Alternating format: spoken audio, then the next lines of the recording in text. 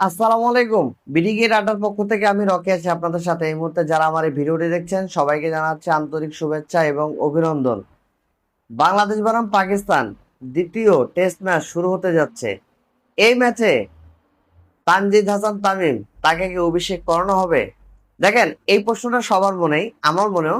তবে আমার যতটুকু বিশ্বাস, সাদমান ইসলাম ইনজুরিতে পড়ছে। সাদমান ইসলাম ইনজুরিতে পড়ার কারণে জাকির হাসানকে কিন্তু ডাকা হয়েছে। এখন আমার যতটুকু বিশ্বাস, জাকির হাসানকে যদি খেলায় তাহলে সেক্ষেত্রে মাহমুদুল হাসান জয়ের পরিবর্তে খেলাবে। মাহমুদুল হাসান জয়ও মোটামুটি একটু ইনজুর অবস্থায় আছেন।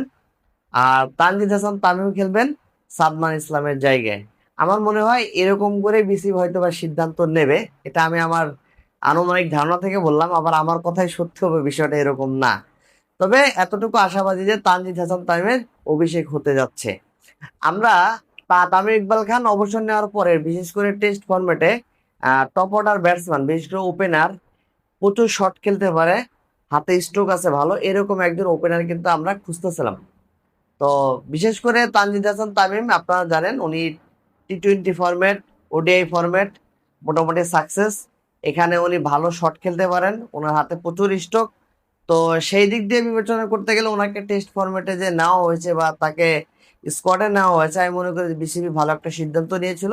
আর এখন এই মুহূর্তে চাই যে দ্বিতীয় টেস্ট ম্যাচে যেন অবশ্যই তানজিদ হাসান তামিমকে সেরা একাদশে সুযোগ দেওয়া হোক। আর বিসিবি আমার মনে হয় দেওয়ার সম্ভাবনাটাই বেশি।